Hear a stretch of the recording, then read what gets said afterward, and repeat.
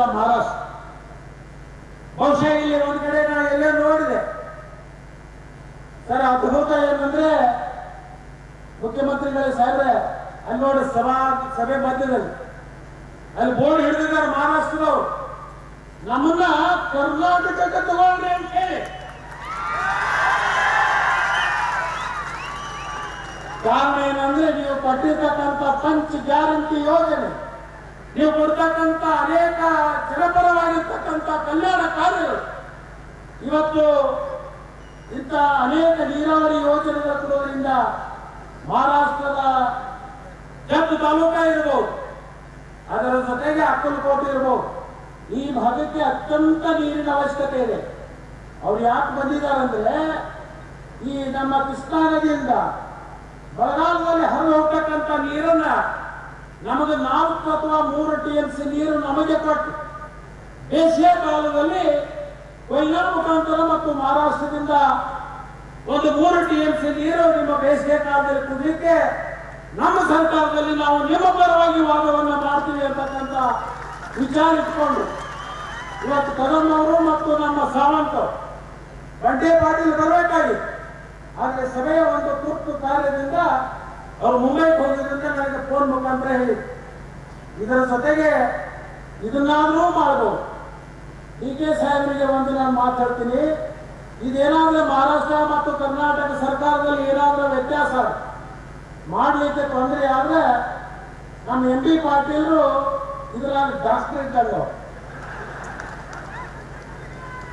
ಅವ್ರಿಗೆ ಬರೀ ಪ್ರಶಸ್ತಿ ಅಡ್ಡ ಕೊಟ್ಟಿಲ್ಲ, ನೀರಾವರಿ ತಜ್ಞ ಮತ್ತು ಇಂಜಿನಿಯರ್ ಅಲ್ಲ ಸರ್,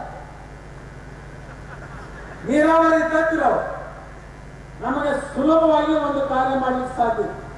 ಸುಮಾರು ಕರ್ನಾಟಕದ ಗಡಿ ಭಾಗದಲ್ಲಿ ಇರ್ತಕ್ಕಂಥ 900 ಹಳ್ಳಿಗಳು ಕುಡಿ ನೀರು, ದನಕರುಗಳಿಗೆ, ಪಶು ಪಕ್ಷಿಗಳಿಗೆ ಮತ್ತು ಬೇಸಿಗೆ ಕಾಲದಲ್ಲಿರ್ತಕ್ಕಂಥ ನೀರಾವರಿಗೆ ಹಿಪ್ಪರಗಿ ಪ್ರದೇಶದಲ್ಲಿ ಏನು 6 TMC ನೀರು ಸಂಗ್ರಹ ಆಗಿರುತ್ತೆ, ನಮಗೆ ಬೇಸಿಗೆ ಕಾಲದಲ್ಲಿ 3 TMC ಕೊರತೆ ಆಗುತ್ತೆ.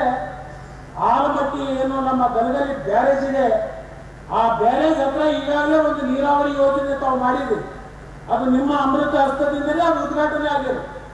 ಅಲ್ಲಿಂದ ಕೇವಲ 38 ಕಿಲೋಮೀಟರ್ವರೆಗೆ ಒಂದು ಪೈಪ್ಲೈನ್ ಮಾಡಿಕೊಂಡು ಅಲ್ಲಿ ಪಂಪ್ ಸೆಟ್ಗಳು ಯಾವಾಗ ಬಂದಾಗ್ತಾವ ಅದೇ ಪಂಪ್ ಸೆಟ್ನಿಂದ ಒಂದು ವಿ ಆಕಾರದಲ್ಲಿ ಪಂಪ್ ಅನ್ನು ಜೋಡಿಸಿ ಅದೇ ನೀರಿನಿಂದ ಸುಮಾರು 2 ಅಥವಾ 3 TMC ಆಲಮಟ್ಟಿಯಿಂದ ನೀರು ಎತ್ತಿದ್ರೆ ಮಹಾರಾಷ್ಟ್ರದ ಗಡಿ ಭಾಗದಿಂದ ಬಿಜಾಪುರ ಹೊರವರೆಗೆ ಆ ನೀರು ಬೇಸಿಗೆ ಕಾಲದಲ್ಲಿ ಬಹಳ ಉಪಯೋಗ ಆಗುತ್ತೆ.